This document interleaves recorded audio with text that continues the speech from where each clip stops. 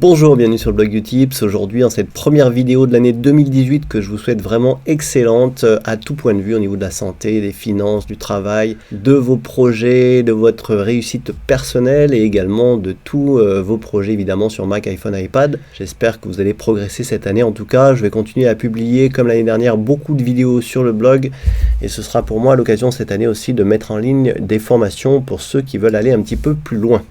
Donc aujourd'hui, je vais répondre à une question qui m'a été posée et qui m'est souvent posée d'ailleurs dans le menu pomme à propos de ce Mac. Ici, vous avez ce petit menu et vous avez dans stockage en fait la répartition de l'espace qui est utilisé sur votre disque dur. Donc par exemple ici, le Mac m'indique que mes documents pèsent 843 Go, que le système en pèse 449, les photos 151, etc. etc. Donc ce graphique est souvent relativement faux puisque j'ai absolument pas 843 Go de documents. C'est simplement le Mac qui estime que ce sont des documents, mais en fait c'est pas des documents, ce sont des fichiers audio, vidéo qui sont pas reconnus en tant que tels si vous voulez. Le système pareil, si vous voyez 449 Go pour le système, eh bien c'est absolument pas le cas. Le système pèse une dizaine de gigas tout au plus. Donc faut pas vous inquiéter des chiffres qui sont affichés ici, c'est pas forcément vrai. Ensuite, ce qui se passe, c'est que souvent ici on a marqué espace purgeable et on me demande souvent mais qu'est-ce que c'est que cet espace purgeable? Est-ce que je peux éliminer cet espace sur mon disque dur?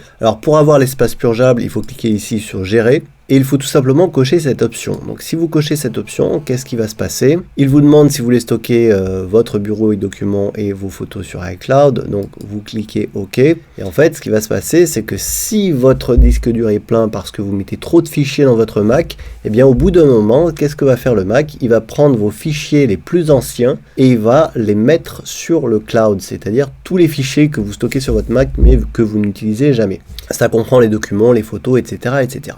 Donc quand vous avez coché cette option, en cliquant sur Macintosh HD, vous faites un clic droit, lire les informations, et vous voyez que ici, vous avez l'espace disponible et l'espace purgeable, c'est-à-dire il y a sur mon Mac, par exemple, dans mon cas précis, 105 Go 92 de fichiers qui sont purgeables, c'est-à-dire que si un jour mon disque dur est plein, eh bien potentiellement le système va pouvoir enlever 105 Go de mon disque dur pour le mettre sur iCloud Drive. Donc l'espace purgeable, bien évidemment, il est intéressant que si vous avez un abonnement iCloud. Donc dans les préférences système, ici, vous allez cliquer sur iCloud et il faut bien évidemment, si vous avez 105 Go purgeables, il va falloir avoir au moins sur votre compte iCloud 105 Go de disponibles pour pouvoir mettre ces fichiers, parce que quand le Mac va supprimer sur votre Mac, il ne va pas les supprimer et les mettre à la corbeille, il va les enlever du Mac certes, mais il va attendre avant de les enlever qu'ils soient en ligne sur le cloud, c'est-à-dire qu'il va envoyer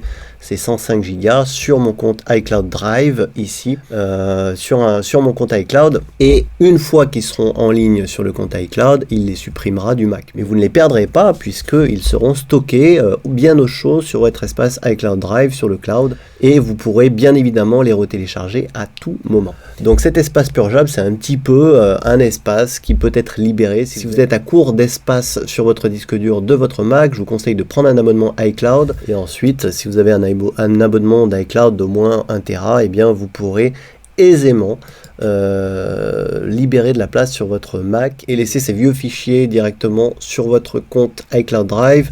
Et également les photos qui sont stockées dans Photos seront optimisées, c'est-à-dire que le Mac va conserver uniquement les photos en basse qualité sur le Mac et va laisser les originaux sur le cloud, ce qui vous fera gagner beaucoup de place sur le disque dur. Voilà pour la petite astuce du jour, j'espère que ça vous aura aidé à comprendre ce que c'est que l'espace purgeable sur Mac. Si vous avez des questions sur le sujet, n'hésitez pas, et comme d'habitude, moi je vous dis à très bientôt pour la prochaine.